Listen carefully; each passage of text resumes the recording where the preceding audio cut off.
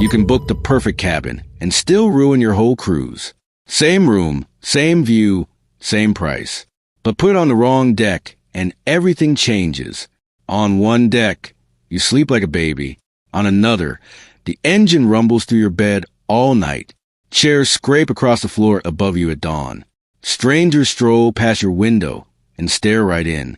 Most first-timers obsess over the cabin type. They never stop to check the deck. And the deck you pick can quietly make or break the trip. The room could be flawless, and the floor underneath it ruins everything. You're about to learn the worst decks on any cruise ship. Number 7 is the one people actually pay extra for. And it's a mistake. Stick around, because that last one costs you more for less. Number 1, the lowest passenger decks.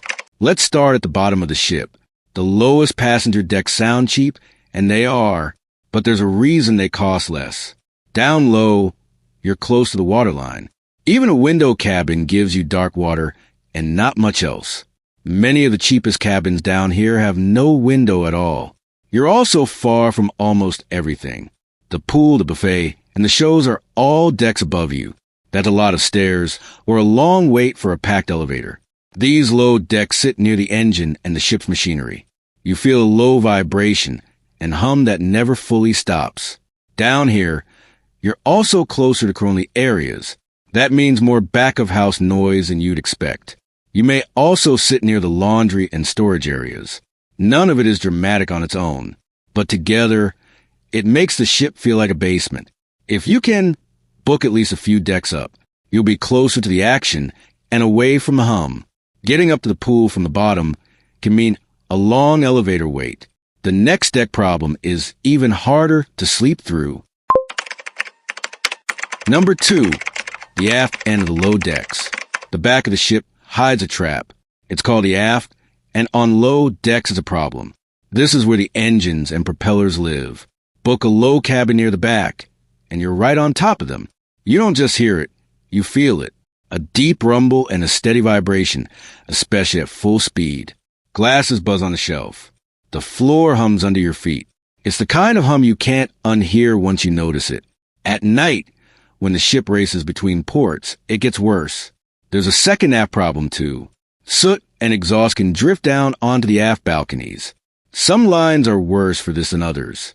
You wipe the railing, and your hand comes back gray. Now, a high aft cabin can be amazing. Those wake views off the back are some of the best on the ship. But down low at the back, you get the rumble without the reward. So if you love the aft, book it high, not low. Light sleepers should ask for a midship deck instead.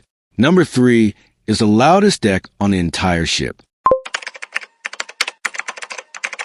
Number 3, the deck directly under the pool deck. This is a single worst deck for noise. The pool deck looks like the best spot on the ship, so the cabin's just below it so fast. Big mistake. The pool deck is where the crew sets up at dawn. Before sunrise, they drag the metal lounge chairs into rows. It sounds like furniture scraping across the ceiling over your bed. Every morning at 6 for your entire cruise. The crew has to set up early, and your ceiling is their floor. All day, you get footsteps and rolling carts overhead. Late at night, the deck parties run long. You came to sleep in, and instead you're up at dawn. Even a beautiful balcony can't make up for losing sleep every morning. Pull up the deck plan before you book. Find the pool and Lido deck, then look one deck down. Avoid every cabin sitting directly underneath it. A quiet deck beats a few feet of convenience. The next deck steals something you can't get back, your privacy. Number 4, the promenade and walkway decks. Some decks have an outdoor walkway wrapping around the ship. It's called the promenade, and people love to stroll it. The problem is the cabins that open onto it. Your window or balcony looks straight out at that walkway, and that means people walk past you all day long. They glance in, some of them stop, and look. You're paying for a view and getting a parade of strangers. You booked a window to look out, not to be looked at, to get any privacy. You keep the curtains shut the whole trip, so you blocked your own window just to feel comfortable. These cabins are often partly obstructed too. The walkway structure and the lifeboats can sit right outside. At night, the walkway lights can shine straight into your room. On the deck plan, watch for any cabin facing a promenade or walkway. Unless you want an audience, book a deck without one. A real ocean view beats a hallway of foot traffic. Number 5 is the busiest, loudest hub on the whole ship. Number 5, the atrium and gangway deck. Every big ship has a grand atrium. It's a soaring lobby with the shops, the bars, and guest services. It looks impressive, and it's the busiest part of the ship. It's also the last place you want to sleep near. Book a cabin right off the atrium, and you're over to chaos. Music from the lobby bar drifts up at night. Announcements, crowds, and clinking glasses run late. The atrium often runs live music and events well into the evening. This is usually the gangway deck too. It's where thousands of people pour on and off at every port. Early in the morning, the lines and the noise start right outside. Guest services stays busy at all hours. And so does the hallway. The atrium is gorgeous to visit. It's miserable to live above for a week. On the deck plan, find the atrium, the shops, and guest services. Then book your cabin a few decks away from all of it. The next deck traps you in the noise from both sides.